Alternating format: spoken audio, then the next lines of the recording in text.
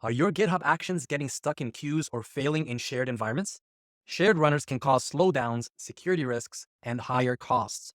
These problems can derail your workflows and delay projects. In this video, I'll show you how to use Arc in a DevZero workspace to dynamically scale GitHub runners to solve these issues. Stick around for 2 demos that show you how it all works. Let's get started. Let's first talk about the pain points of using shared GitHub Actions runners. First, limited resource control.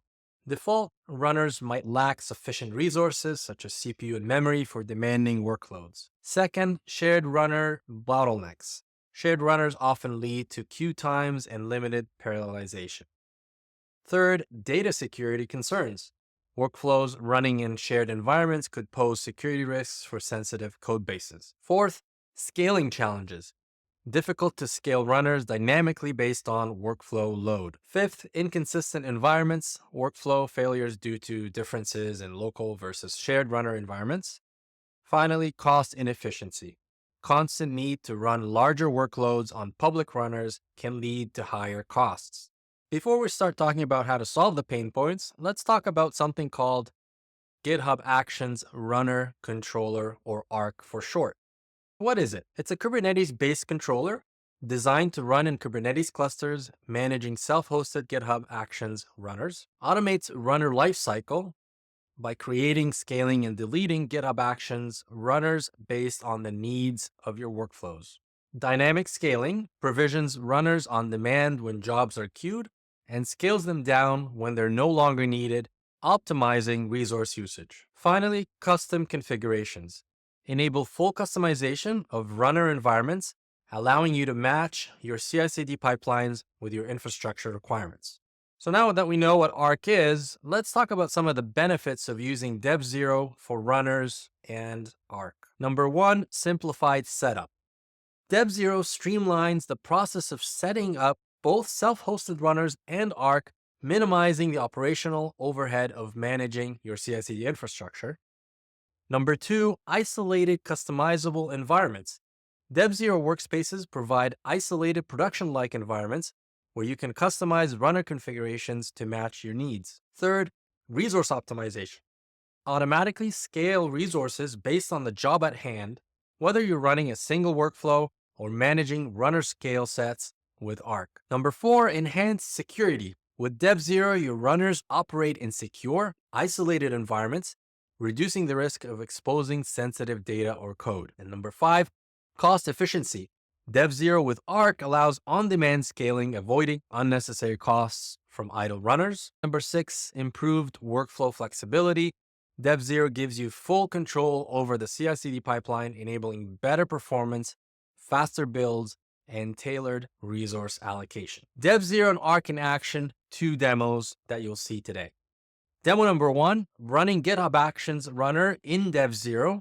I'll demonstrate how to set up a DevZero workspace to run a self-hosted GitHub Actions runner. And in demo 2, using Arc in DevZero, I'll show you how to use Arc to manage and scale GitHub Actions runners dynamically in another DevZero workspace that we'll spin up together.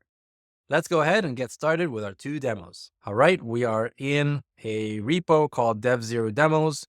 Under the settings for this repo, under Actions Runners, we have no runners running or configured at the moment. We have runner skill sets from a previous run that I had, but we'll get to it in demo number 2. So for now, we want to create a runner in this repo. Now let's jump into the DevZero dashboard, and I have a few recipes here. The one I'm interested in is this GitHub Actions self-hosted runner. So let's go ahead and launch a workspace from this recipe, and we'll call it GitHub Actions Runner. And everything will leave as is and hit launch. And this will create a workspace for us. As this workspace gets created, let's see what exactly this recipe is going to build. Back to our recipe here, we see that we have a build stage and a launch stage. And in the build stage, we have a couple of steps. First step is apt-get, and it's installing a few packages, as you see on the screen here. The second step is running a few commands, making a directory called Actions Runner and changing our directory into it.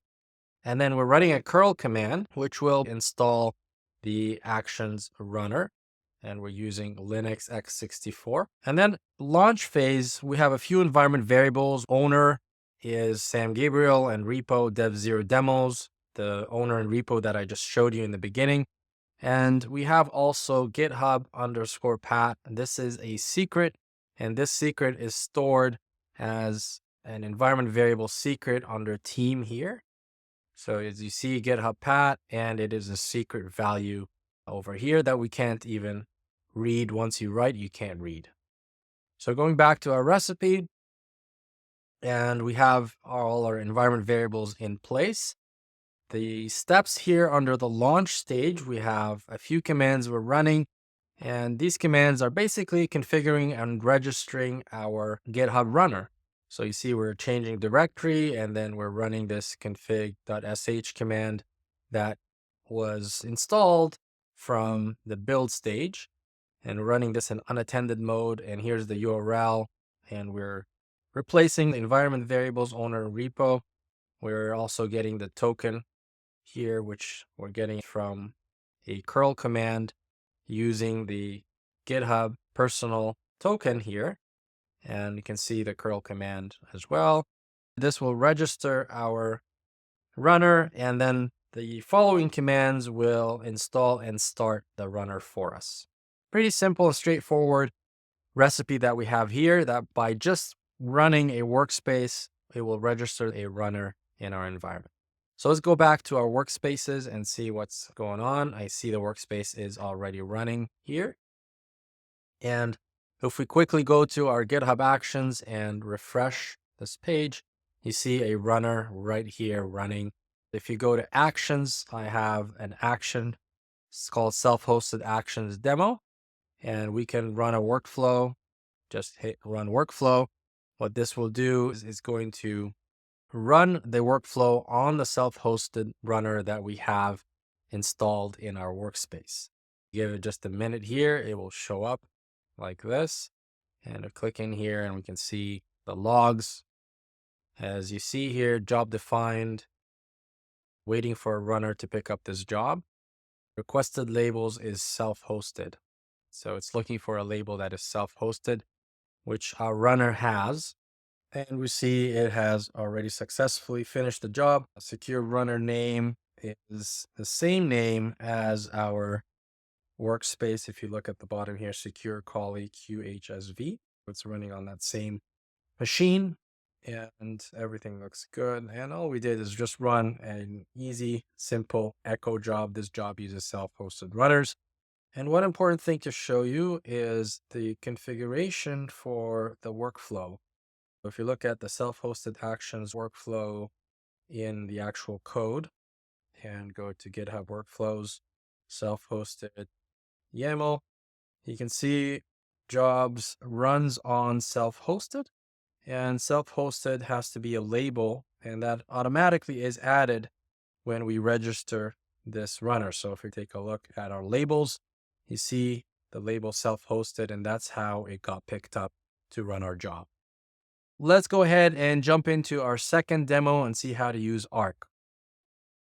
Let's go back to our DevZero dashboard. And once again, go to recipes. We have a recipe GitHub Actions runner controller. Let's go ahead and launch our workspace from this. Call it GitHub Arc and launch. While this launches, we'll take a closer look at the actual recipe. So back to our recipe and going in here, we have two stages as well. We got the build stage, we got the launch stage. The build has a few steps. apt-get, we're installing some utilities, and then we have a few commands we're running. We're running this command here. It's a curl command to install kubectl.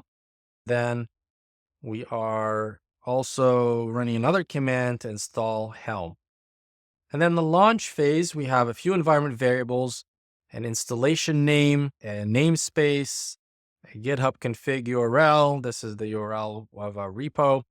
And once again, our GitHub personal token. Our steps, we have two steps. We've got a Helm upgrade step that is going to install the runner scale set controller, and another Helm command that is going to install the runner scale set. And in here, we're supplying some of these environment variables like the namespace, the installation name.